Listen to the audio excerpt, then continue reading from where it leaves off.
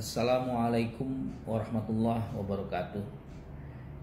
Inspirasi pagi di Jumat kali ini saya ingin sedikit sharing tentang satu hadis yang diriwayatkan oleh Imam Muslim dari Rasulullah Shallallahu Alaihi Wasallam. Tapi sebelum saya bacakan hadisnya dan kita bahas dalam waktu yang sangat singkat ini, saya ingin menyampaikan satu teori bahwa kesalehan pribadi seorang manusia di hadapan Tuhan itu tidak cukup membuat Tuhan bisa menerima semua amalnya.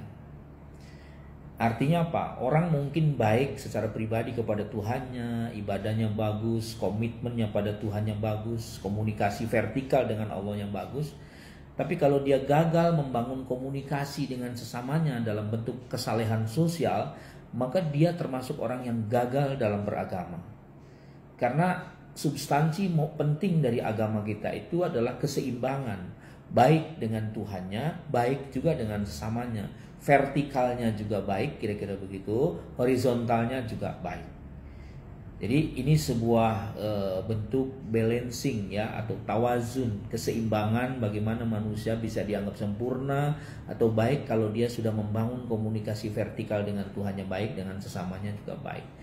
Nah, pada kesempatan ini saya ingin menyampaikan kiat dari Rasulullah bagaimana membangun kesalehan sosial itu, kiat-kiat membangun kesalehan sosial. Rasulullah bersabda melalui sanad yang tersambung dari Abi Hurairah, saya bacakan hadisnya. An Abi Hurairah radhiyallahu anhu qala. Dari sahabat Abi Hurairah, semoga Allah meridhai kepadanya, qala, ia berkata, qala Rasulullah sallallahu alaihi wasallam, bersabda Rasulullah sallallahu alaihi wasallam, haqqul muslim 'alal muslim sittun. Kalau boleh saya terjemahkan dalam bahasa yang lebih bebas.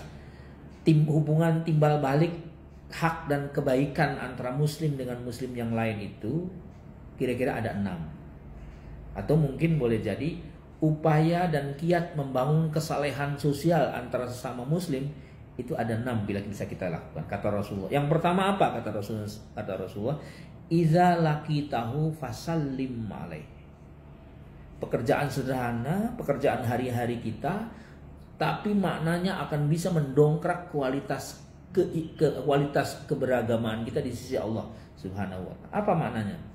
Apabila engkau bertemu dengan sahabat muslimmu, maka tebarkan salam kepada mereka, kepada dia. Jadi mengucapkan salam, menebarkan salam dengan niat ingin berbagi kebajikan, itu sebuah investasi yang akan dicatat sebagai ibadah sama Allah Subhanahu wa ta'ala. Pekerjaan ringan hari-hari kita dengan ucapkan salam, tapi kalau motivasinya kita benar, niatnya kita ingin berbuat kebaikan, maka Allah akan memberikan reward.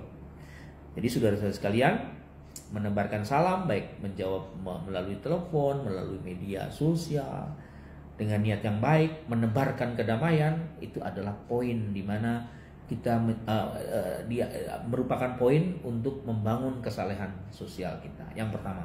Kemudian yang kedua, kata Rasulullah SAW, iza da'aka fa'ajibhu. Kalau saudara muslimmu memanggilmu, maka jawablah dia. Kalau ada saudara semuslimku kamu memanggil dan mengundangmu, maka datanglah dan jawablah panggilan itu. Saudara-saudara sekalian, pekerjaan sederhana. Menghadiri undangan sahabat kita, ya, sepanjang kita tidak punya uzur, itu nilainya luar biasa. Bahkan dalam satu hadis, ketika sahabat kita, saudara kita melaksanakan walimatul arush, kemudian mengundang kita, dan kita tidak punya uzur, maka wajib kehadiran kita di tempat itu. Apa maknanya? Membangun kesalehan sosial. Apa artinya ibadah kita dengan Allah kuat, tapi dengan sesama tidak terbangun? Maka Rasulullah memberi kiat ketika engkau diundang oleh sahabatmu, baik melalui media, telepon, pesan-pesan WhatsApp atau SMS dan seterusnya. Kalau itu ada pesan-pesan baik dari sahabatmu, jawablah.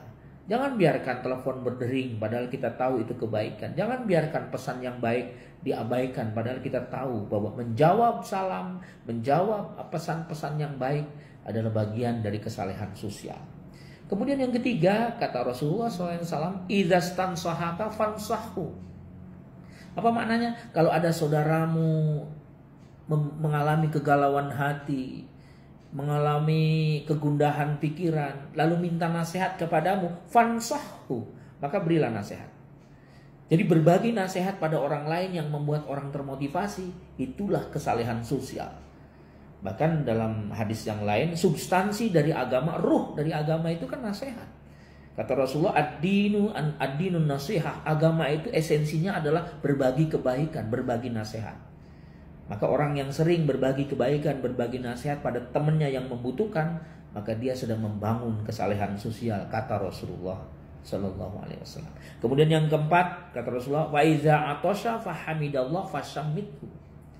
Apa maknanya? Kalau ada saudara kita bersin, pekerjaan ringan.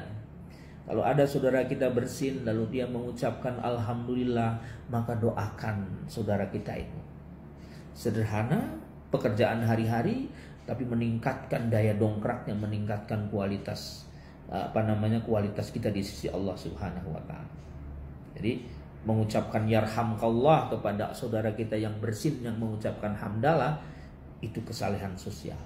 Kemudian yang berikutnya yang kelima kata Rasulullah wa idza marido fa'udu. Kalau ada saudara kita yang sakit, tengoklah. Datangnya kita menengok saudara kita yang sakit adalah terapi secara psikologis.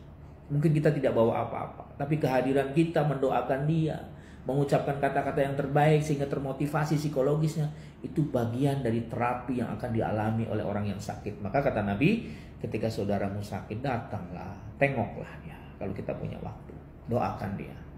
Yang terakhir kata Rasulullah, wa iza mata fatba'hu. Kalau ada saudara kita meninggal, ikuti dia. Maksudnya apa? Datanglah, takziah kepadanya, berikan doa, syukur-syukur sampai menyolatkan dan seterusnya. Saudara-saudara sekalian, itulah 6 kiat membangun kesalehan sosial yang disampaikan oleh Rasul.